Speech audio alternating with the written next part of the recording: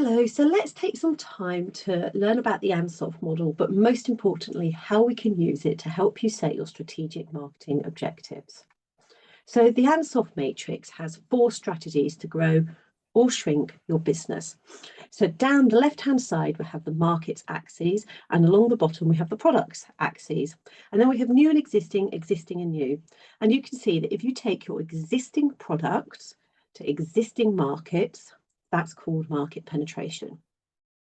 If you take your existing products, find new markets, that's called market development. If you take new products, so you develop some new products, but you take them to your existing markets, that's product development. And if everything is new, completely new products to completely new markets, that's known as diversification. Let's look at each of them in turn and see what they actually mean. So market penetration, existing products or services to existing markets. That's a perceived risk is low. It's a low one, but it could lead to over time stagnation. And the reason it's low risk is because you know your products or services, they should be fully developed, you understand what you're selling, and you know your markets. You understand them, you know what they want, what they don't want, how to market to them, you've got the marketing mix for them, and it should be a case of just keeping on going. Some of the problems are actually if you've reached kind of saturation point where you can't grow into that segment or market anymore. And other problems are if you do get a bit stale and the marketplace goes, oh, well, we really like you, but we want something new. We want something a bit different. Questions to ask yourself are, can you get more clients from your current segments of markets? Could you get more clients from your current markets? And the nice thing about market penetration is there's no need for market research or costly product development. So let's look at market development. This is the strategy of taking your existing products or services to a new market. So it's a new audience. Perceived risk is medium, and that's because you're going to a new audience.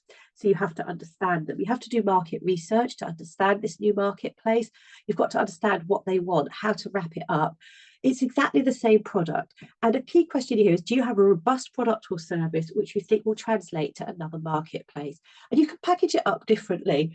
A few years ago, the humble vinyl record player had a bit of a resurgence amongst young 20-year-olds. And the reason it had a resurgence was it was kind of really packaged up as something a bit retro, a bit edgy, a bit, not in the mainstream. Which is amazing when you think that in the 70s and the 80s, that was all there was. And it was very, very mainstream, but incredibly clever marketing. Exactly the same product, just the marketing mix was changed. And it was changed that appealed to a new audience, an audience that wanted to think that they were getting something that wasn't mainstream or was a bit out there. So that's market development. Product development. Now, this is where you come up with new products or services for your existing markets. And we see it all the time where actually you're working with these people, you're serving them, you're giving some solutions to their problems. You go, do you know what? You might want this solution. Let's come up with a product for it or a service for it. And again, it's perceived risk medium. And that perceived medium risk is because you have to develop a product. That takes time, that takes money. It takes money to develop the product. It takes money to launch the product, even into an existing market. It's a lot of investment. The key question here is, do you know your current clients in your current marketplace really well? In fact, do you know them so well that you have identified another want or need of theirs which isn't being met? So that's product development. The final one is diversification. This is new everything, new products or services to completely new markets that you don't know, you don't understand. High risk. You're doing product development into a market you don't understand. So you're having to run it alongside market research and really understanding what they're doing. So have you spotted a totally new market and product? Has it not been done before? Or is it that you fancy doing something? It could be you like to extend your brand and spread bet a little bit. There's a company that does this a lot.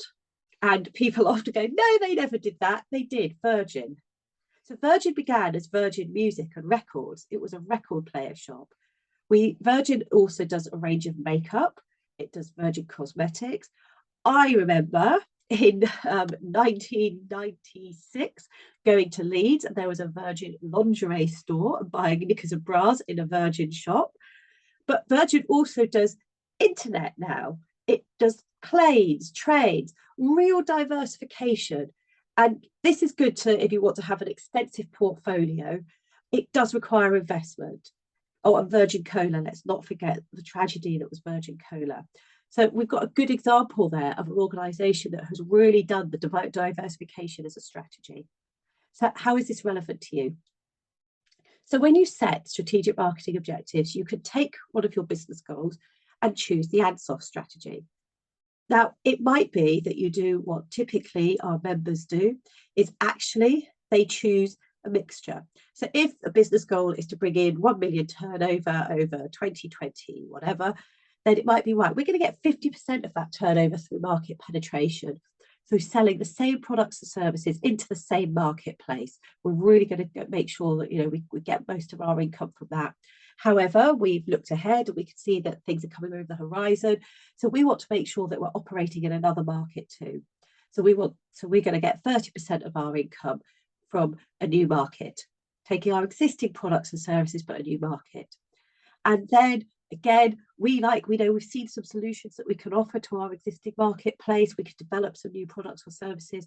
We're going to have 20% of our turnover is going to come from product development. So that's the Ansoff strategy and how you could use it to set some strategic marketing objectives.